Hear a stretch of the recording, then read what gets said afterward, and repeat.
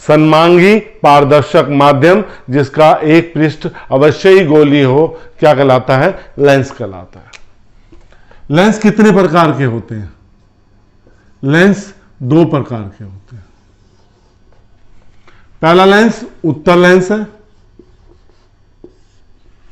और दूसरा लेंस क्या है? अवतल लेंस है।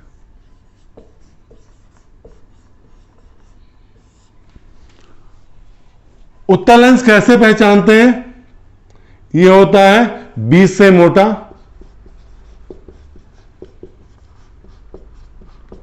व किनारों से पतला, किनारों से पतला, यह उत्तल लेंस होता है। अवतल लेंस कैसे पहचानते हैं? बीच से पतला व किनारों से मोटा। उत्तल लेंस की आकृति ऐसे है, बीच से मोटा किनारों से पतला। अवतल लेंस की आकृति कैसे है? बीच से पतला और किनारों से मोटा। अब उत्तल लेंस के कितने प्रकार होते हैं?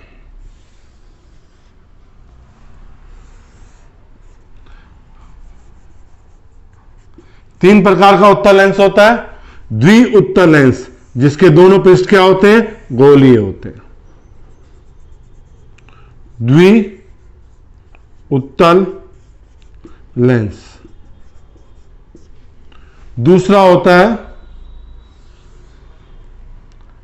समतल उत्तल लेंस।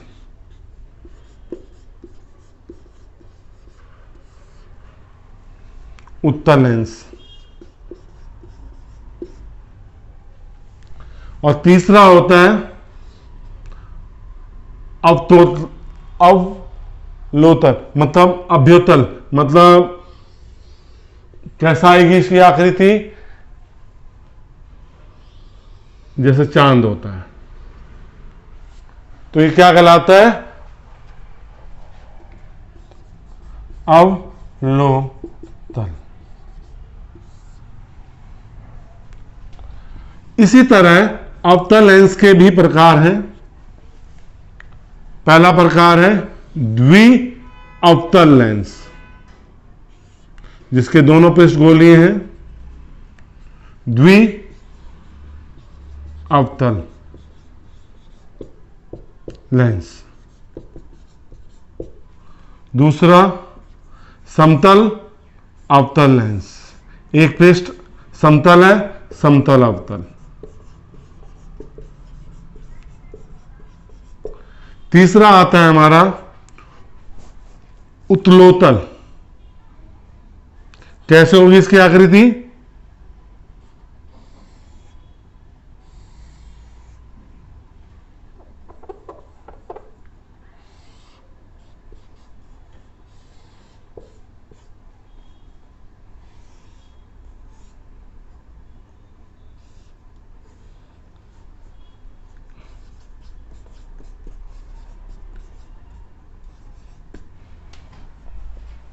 हम जो अपनी प्रयोगशाला में प्रयोग करते हैं द्विअवतल लेंस यूज करते हैं और द्विअवतल लेंस का प्रयोग करते हैं। तो समतल अवतल कौन सा? एक सिरा समतल है। समतल उत्तल में भी एक सिरा क्या है? समतल है। तो ये उत्तल लेंस के प्रकार हो गए। कैसे पहचानोगे? हाथों में लेके जो बीच से मोटा होगा किनारों से पतला होगा वो उत्तल लेंस होगा, और जो बीच से पतला और किनारों से मोटा होगा वो कौन सा होगा? अवतल लेंस होगा। अब ये लेंस बनते कैसे हैं? ये लेंस बनते कैसे हैं? इन लेंसों को कांच से बनाया जाता है, क्योंकि कांच पारदर्शक होता है, इसलिए लेंसों को बनाने के लिए कांच का प्रयोग करते हैं। कांच की बहुत सारी वैरायटीज होती हैं, किस्में हैं जो अलग अलग प्रकार के लेंसों में यूज होती हैं, और आजकल तो बहुत तरह के लेंसेज हो गए। पहले कांच का लेंस ही होता था, अब तो बहुत सारी आ गई हैं क्वालिटियाँ।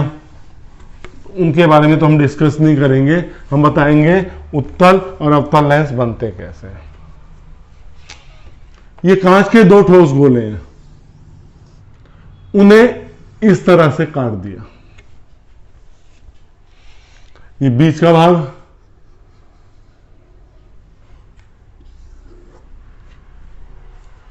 अब इसका केंद्र ये है गोले का, इस गोले का केंद्र ये है, ये प्रथम पृष्ठ है और ये द्वितीय पृष्ठ है।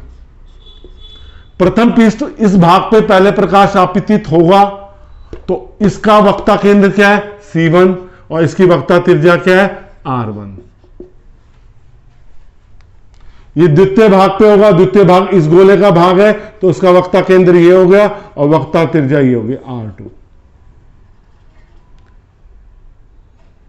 ये बिंदु क्या कहलाता है प्रकाशिक केंद्र, क्या कहलाता है प्रकाशिक केंद्र।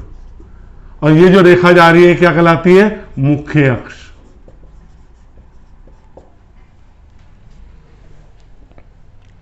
ये जो लेंस बना वो लेंस ऐसे बना, ये कैसा लेंस है उत्तल लेंस। फिर देख लीजिए इसके भाग को, ये प्रथम भाग है, ये द्वितीय भाग है। प्रथम भाग का वक्ता केंद्र यहां पे है, वक्ता त्रिज्या R1 यहां पे है, इसका वक्ता केंद्र यहां पे है और इसकी वक्ता त्रिज्या यहां पे। दूसरा जो अवतल लेंस बनाना होता है, अवतल लेंस को दो ठोस गोलों के बीच में दूरी रख के पदार्थ भर दिया जाता है, पदार्थ भर दिया जाता है।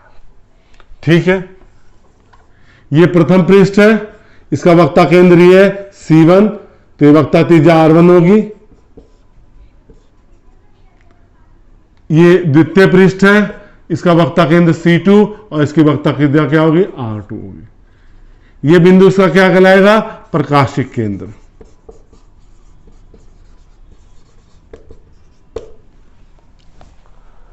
अब इस प्रकाशिक केंद्र में क्या होता है, अब जैसे ये लेंस बना आपका तो अब इसको सिंपल रूप में जान लेते हैं। ये बना है, ये प्रथम पृष्ठ है, वक्ता केंद्र C1, वक्ता त्रिज्या R1। ये द्वितीय पृष्ठ है, इसका वक्ता केंद्र C2 और इसकी वक्ता त्रिज्या R2। तो ये कौन सा लेंस है अवतल लेंस।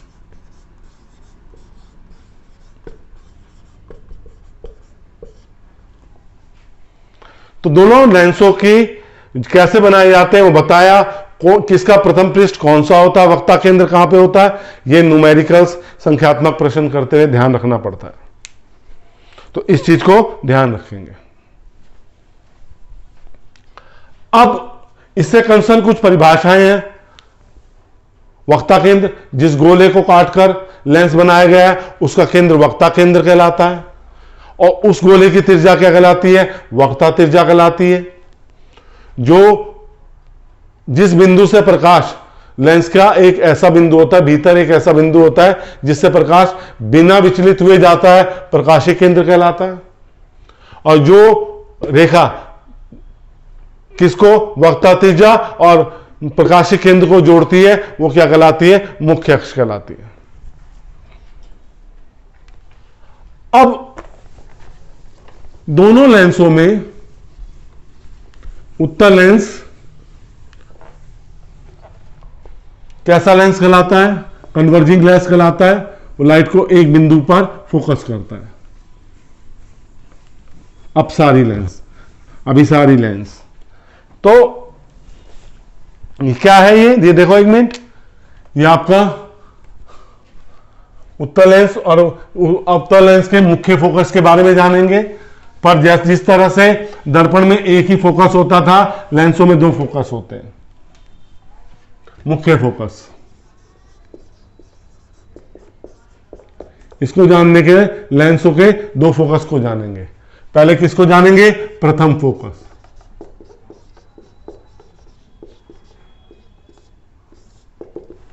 प्रथम फोकस क्या होता है, जब प्रकाश की किरण अपवर्तन के पश्चात मुख्य अक्ष के समानांतर हो जाए। तो ये कब समानांतर होगी? वस्तु कहां पे रखी होगी? आपकी बिंदुवत वस्तु रखी होगी कहां पे? मुख्य अक्ष पर। तो ये क्या कहलाएगा? आपका प्रथम फोकस। ये किस लेंस में है? उत्तल लेंस में। और अवतल लेंस में देखो,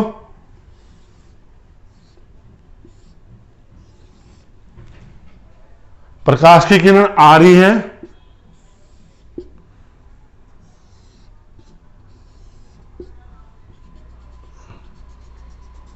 तो ये इसका क्या कहलाएगा? प्रथम फोकस। उत्तल लेंस का उत्तल लेंस का प्रथम फोकस लेफ्ट साइड है और अवतल लेंस का प्रथम फोकस कहां पे है? राइट साइड में। द्वितीय फोकस, जिसे मुख्य फोकस भी कहते हैं, द्वितीय फोकस। द्वितीय फोकस में क्या होता है? प्रकाश की किरण मुख्य अक्ष के समानांतर आपतित होती है दोनों पे। देखो यहां पे अपवर्तित दोनों प्रकाश की किरणें क्या समानांतर है मुख्य अक्ष के, अपवर्तन के पश्चात। यहां द्वितीय फोकस को कैसे याद करते हैं? प्रकाश की किरणें क्या होती है? मुख्य अक्ष से समानांतर होती है। ये लाइट को एक बिंदु पे मिलाता है, तो ये क्या कहलाता है? द्वितीय फोकस। ये आपका प्रकाशीय केंद्र है और ये दूरी क्या कहलाएगी? फोकस दूरी। ये किस लेंस में है? उत्तल लेंस में। और अवतल लेंस में क्या होता है? जब प्रकाश की किरण मुख्य अक्ष से समानांतर आती है तो फैल जाती है, ये फैलाने का काम करता है। इनको जबरदस्ती पीछे मिलाया जाता है, इनको जबरदस्ती पीछे मिलाया जाता है, तो ये क्या कहलाता है? द्वितीय फोकस अवतल लेंस में।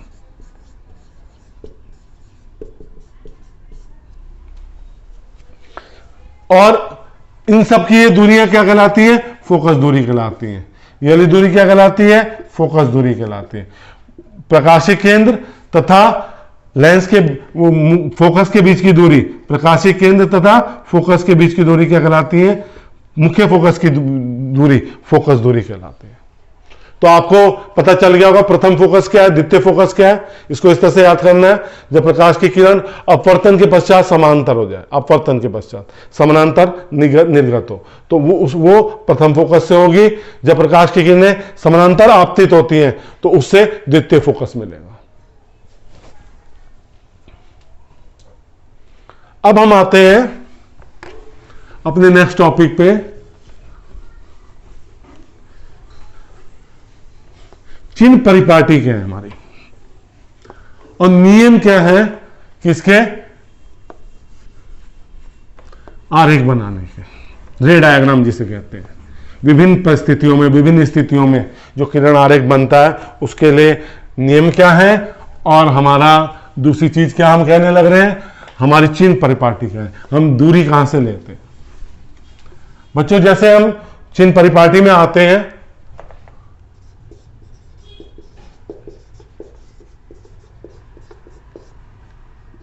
तो जैसे हमने दर्पण के केस में लिया था वैसे हम यहां पे लेंस के केस में भी लेंगे, लेकिन वहां पे हमने ध्रुव लिया था, हम यहां पे क्या लेंगे? प्रकाशिक केंद्र लेंगे।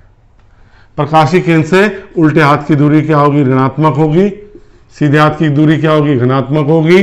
ऊपर की ओर जाती हुई दूरी धनात्मक होगी और नीचे की जाती हुई दूरी क्या होगी? ऋणात्मक होगी। नियम, लेंस से प्रतिबिंब बनने के नियम।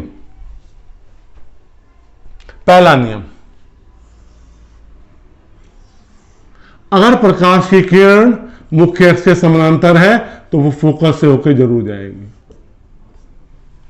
अगर प्रकाश की किरण मुख्य अक्ष से समानांतर आपतित हो रही है तो अपवर्तन के पश्चात फोकस से होकर जाएगी, पहला नियम।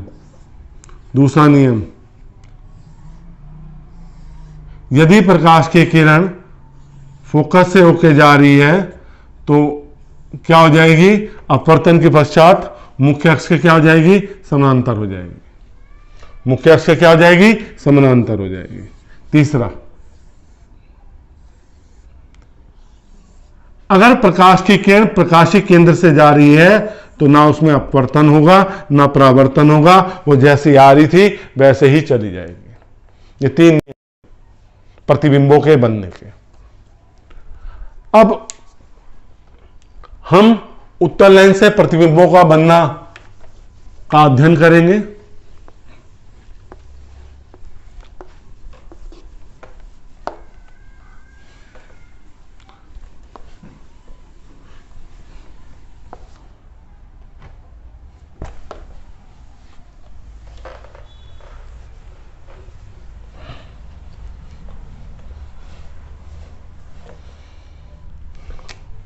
उत्तल लेंस से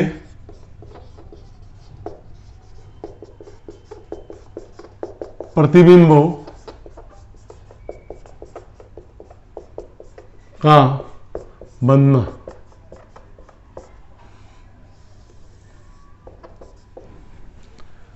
पहला, वस्तु कहां पे रखी गई है? अनंत पर। आपने वस्तु कहां पे रख दी? अनंत पर। जब वस्तु आपने अनंत पे रख दी, और लेंस हम पतला लेते हैं, मोटा नहीं लेते, तो एक प्रकाश की किरण कैसे आ रही है? समानांतर आ रही है, अनंत से आ रही है, अच्छा सॉरी। एक प्रकाश की किरण तो प्रकाश के केंद्र से आई, एक दूसरी इसके समानांतर आई, दोनों समानांतर आके क्या होंगी? एक दूसरे को जहां पे काटेंगी वो क्या हो जाएगा आपका? ये प्रकाश के केंद्र से है, ये फोकस से आ रही है, तो आपका प्रतिबिंब कहां बनेगा? कहां पे बनेगा? फोकस पर। फोकस पर प्रतिबिंब बनेगा। प्रतिबिंब कहां पे बना? फोकस पर। कैसा है? उल्टा, वास्तविक व बहुत छोटा, बहुत छोटा। दूसरे केस में वस्तु 2f से दूर रखी है, दूर है, 2f मतलब अनंत और 2f के बीच में। ये आपका लेंस हो गया। वस्तु को आपने 2f से दूर रख दिया, प्रकाश की किरण आई, प्रकाश के केंद्र से चली गई, ये वस्तु O' है हमारी। अब ये जहां पे कट करेंगी दोनों प्रकाश की किरणें, ये फोकस से होकर जाएगी, ये F है, ये 2F हो गया, ये 2F से दूर वस्तु रखी है, तो प्रतिबिंब हमारा कहां बनेगा? प्रतिबिंब हमारा F और 2F के बीच में बनेगा। प्रतिबिंब कहां बनेगा? F व 2F के बीच। कैसा होगा? वास्तविक होगा, उल्टा होगा और छोटे आकार का होगा, छोटे आकार का। तो देखो जैसे जैसे वस्तु पास आती जा रही, प्रतिबिंब दूर बनता जा रहा और उसका आकार भी बढ़ता जा रहा है। अब तीसरे केस में वस्तु को हम कहां रखेंगे? 2F पे रखेंगे। हम कहां रखेंगे प्रतिबिंब को? वस्तु को कहां रखेंगे? 2F पे रखेंगे। तो इसमें, इस स्थिति में जहां पे वस्तु रखी होती है वहीं पर आपका प्रतिबिंब भी बनता है और उसी आकार का बनता है। कहां पे रखी है आपने तीसरे केस में? वस्तु कहां पे रखी है आपने? वस्तु रखी हमने 2F पर। देखो ये लेंस है, हमने वस्तु को 2F पे रखा,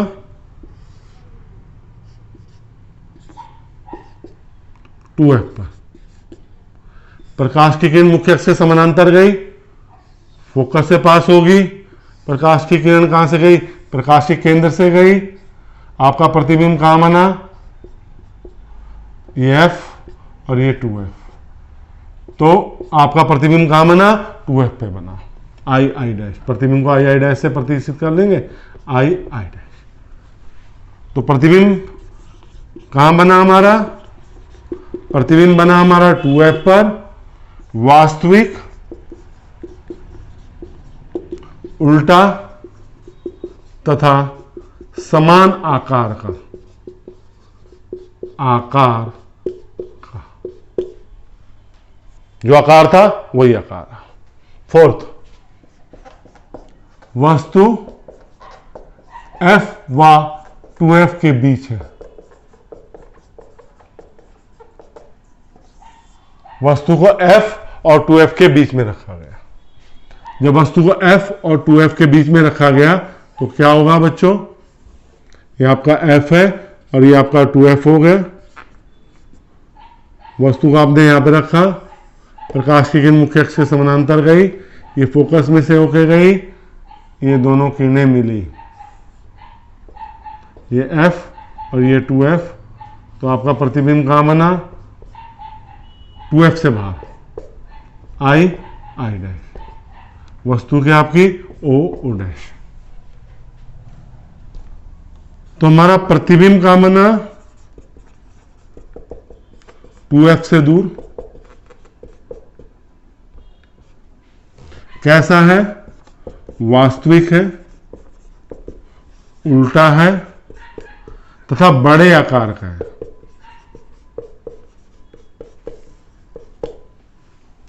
देखो 2F वाला प्रतिबिंब, 2F वाली वस्तु 2F पे बना, समान आकार का बना, यहां पे आकार बढ़ गया और वस्तु प्रतिबिंब दूर हो गया। अब पांचवें केस को अगर हम डिस्कस करेंगे,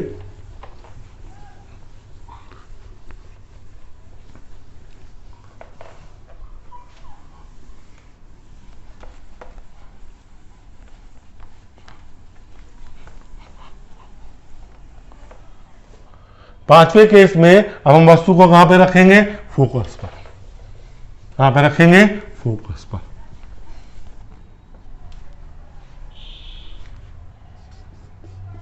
वस्तु रखी गई है फोकस पर।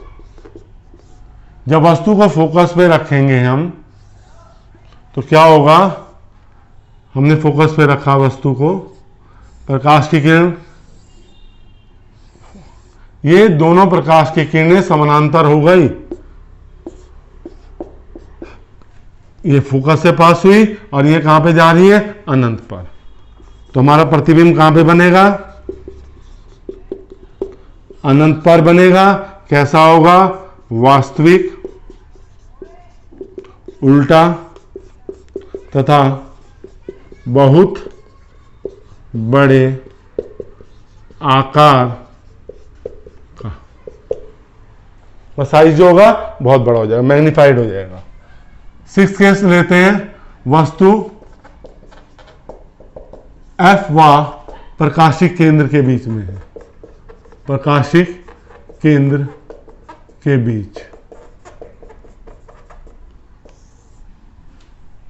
जब वस्तु को F और प्रकाशिक केंद्र के बीच में आप रखोगे, यहां पे आपने रखा, ये प्रकाश की किरण मुख्य अक्ष के समानांतर गई, एक तो वक्ता केंद्र से गई, दूसरी क्या गई, फोकस से गई। ये दोनों प्रकाश की किरणें फैल रही हैं, क्या हो रही हैं, फैल रही हैं। इनको पीछे मिलाया, ये पीछे मिली, ये वस्तु थी O डैश, ये फोकस था, ये प्रतिबिंब बन गया I डैश। तो इसे जबरदस्ती मिला रहे हैं ना, तो प्रतिबिंब कहां बन रहा है, वस्तु की तरफ। कैसा है, सीधा, आभासी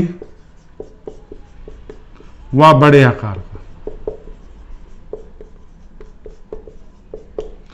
इसको मैग्नीफाइंग लेंस भी कहते हैं। इसको कौन यूज करता है इस स्थिति में, जो डिटेक्टर होते हैं, जासूस वगैरह होते हैं, या कोई केस की छानबीन हो रखते हैं, छोटे छोटे क्लू करने होते हैं, तब हम लेंस को, ये उत्तल लेंस को यूज करते हैं एज अ मैग्नीफाइंग ग्लास। तो इसमें क्या होता है कि हम वस्तु को फोकस और प्रकाशिक केंद्र के बीच में लाते हैं तो बहुत बड़ा प्रतिबिंब बनता है।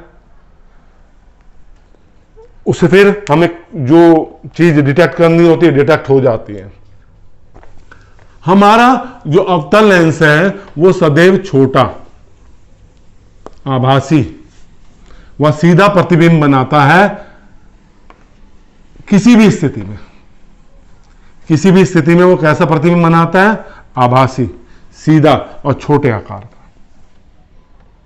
कहीं भी वस्तु रखो उसका आकार क्या बनेगा? छोटा बनेगा। ये नहीं कि वस्तु की वो स्थिति बदल दोगे तो वो भी बदल जाएगा।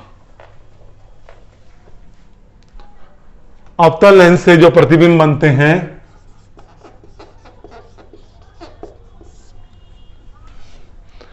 अवतल लेंस हमारा प्रकाश को एक बिंदु पे फोकस नहीं करता, इसलिए डाइवर्जिंग लेंस भी कहलाता है, लाइट को फैलाता है। हमने वस्तु को यहां पे रखा, प्रकाश की किरण समानांतर आई और फैल गई, इसे पीछे मिलाया। कहां पे मिली? फोकस पे। ये वक्ता केंद्र से प्रकाश की किरण जा रही है, दोनों को जबरदस्ती मिलाया, ये प्रतिबिंब बना। कैसा है? आभासी, सीधा व छोटे आकार का।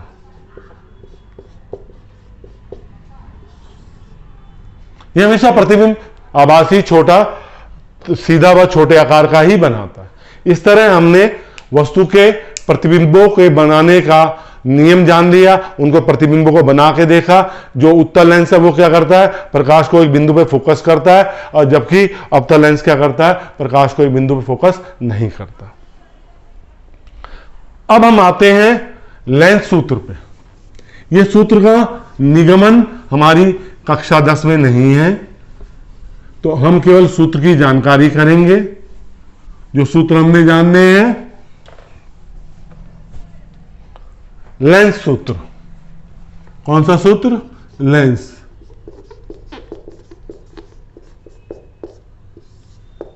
लेंस सूत्र होता है 1/f is equal to 1/v plus 1/u, 1/v minus 1/u।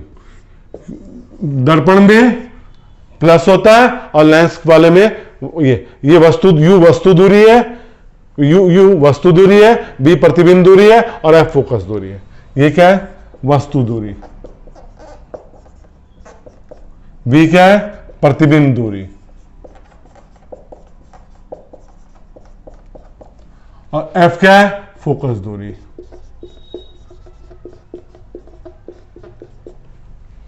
एक सूत्र और आता है इसमें, इस सूत्र को कहते हैं रेखीय आवर्धन।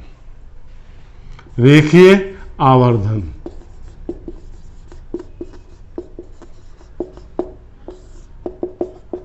ये सूत्र क्या होता है? किसी लेंस के लिए वस्तु के आकार, नहीं, प्रतिबिंब के आकार तथा वस्तु के आकार के अनुपात को क्या कहते हैं? रेखीय आवर्धन कहते हैं। वस्तु प्रतिबिंब का आकार, प्रतिबिंब का आकार, वस्तु का आकार,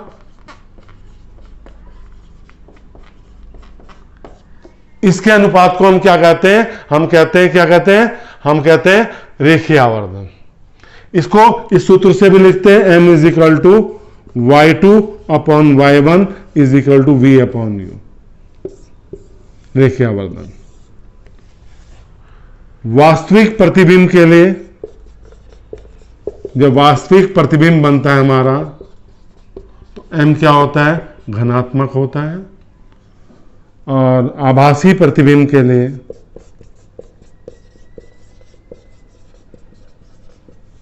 m क्या होता है?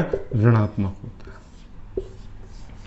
बच्चों, प्रीवियस लेक्चर में मैंने एक टॉपिक छोड़ दिया था, वो टॉपिक भी करवाएंगे। पहले लेंस की शक्ति जानेंगे, पावर ऑफ लेंस। लेंस की शक्ति क्या होती है? Power of lens. जब हम फोकस दूरी को मीटर में एक्सप्रेस करते हैं तो फोकस दूरी का व्युत्क्रम क्या कहलाता है? क्या कहलाता है? लेंस की शक्ति। लेंस की क्षमता क्या कहलाती है? लेंस की क्षमता क्या होती है? कि लेंस प्रकाश की किरणों को कितना फैला रहा है, कितना एक बिंदु पर फोकस कर रहा है। ये क्या है? लेंस की क्या कहलाती है? क्षमता कहलाती है। अगर हम फोकस दूरी को मीटर में प्रदर्शित करते हैं तो फोकस दूरी के व्युत्क्रम को क्या कहते हैं? लेंस की क्षमता कहते हैं, शक्ति कहते हैं, क्षमता या शक्ति। तो इसका मात्रक क्या होता है? इसका मात्रक होता है डायोप्टर, डी से प्रदर्शित करते हैं। उत्तल लेंस की फोकस दूरी जो होती है वो धनात्मक होती है और अवतल लेंस की दूरी क्या होती है? ऋणात्मक होती है। तो जो शक्ति है उत्तल लेंस की वो भी धनात्मक हो जाएगी और अवतल लेंस की शक्ति क्या हो जाएगी? ऋणात्मक हो जाएगी।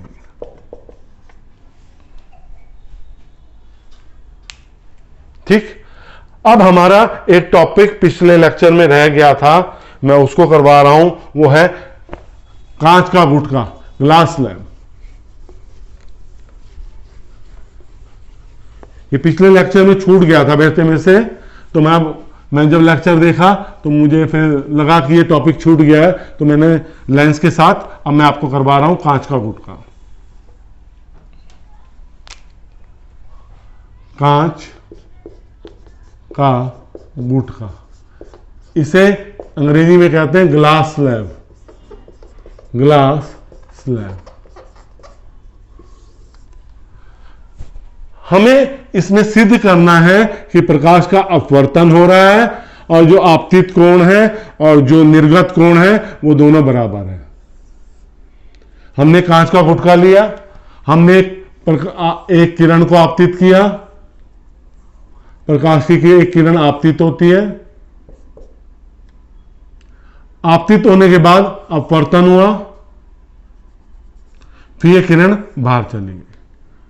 यह किरण इसके समानांतर आती है, यह वायु है, यह हमारा कांच है और यह वायु है। यह आपतन कोण हो गया, यह अपवर्तन कोण हो गया, यह कोण भी आर हो जाएगा और यह निर्गत कोण हो गया। यह निर्गत किरण है। कौन सी किरण है? निर्गत किरण। जो आपतित किरण और निर्गत किरण एक दूसरे के समानांतर होती हैं। अब हमें सिद्ध करना है जो आपतन कोण है वो निर्गत कोण के बराबर है। पहले केस में जो प्रकाश जा रहा है वो कहां से जा रहा है? वायु से कांच में, वायु से कांच में। तो ये क्या लिखेंगे? ए म्यू जी किसके बराबर हो जाएगा? साइन आई अपॉन साइन आर। स्नेल के नियम से साइन आई अपॉन साइन आर। अब प्रकाश की किरण कहां जा रही है? कांच से वायु में। जब कांच से वायु में जा रही है, कांच से किस में जा रही? वायु में। इसके लिए आपतन कोण आर हो गया और अपवर्तन कोण ई हो गया। साइन आर अपॉन साइन ई। प्रकाश की उत्क्रमणीयता वाला सिद्धांत किया था ना, तो ए म्यू जी किसके बराबर होता है? 1 upon g mu a. Sine I upon sine r 1 upon sine r upon sine e. Sine I upon sine r sine e upon sine r. Sine i sine e तो मतलब angle i is equal to angle e. ये आपतन कोण है और ये कौन सा कोण है? निर्गत कोण। तो आप यहां देखेंगे आपतन कोण किसके बराबर है? निर्गत कोण के बराबर हो गए। बेटे मैं आपको बार बार कहता हूं, कक्षा 10 की भौतिकी को मैं बहुत साधारण सरल भाषा में समझाने की कोशिश कर रहा हूं। अगर मेरी कोशिश आपको अच्छी लग रही है तो वीडियो को तो आप लाइक कर भी रहे हैं, तो शेयर जरूर कीजिए, क्योंकि जो समय ये चलने लग रहा है इस समय में काफी बच्चों को सहायता की जरूरत है। जैसे आपको मेरा पढ़ाना समझ में आने लगा है, हो सकता है जिस बच्चे को ना समझ में आ रहा हो उसको भी समझ में आना शुरू हो जाए। और मेरे चैनल को आपने सब्सक्राइब कर दिया होगा, और नहीं किया है तो सब्सक्राइब जरूर कीजिए। मैंने इससे पहले आपकी विद्युत धारा पूरा अध्याय कक्षा 10 का YouTube में वीडियो बना के डाल रखा है, आप प्लेलिस्ट में जाके देख सकते हैं। और प्रकाश का परावर्तन भी मैंने वीडियो बना के डाल रखा है, आप उसे अगर पहली बार आप वीडियो देख रहे हैं, इस चैनल के देख रहे हैं, तो उसकी प्लेलिस्ट में जाके कक्षा 10 के पिछले अध्यायों के वीडियो जरूर देख लें। धन्यवाद।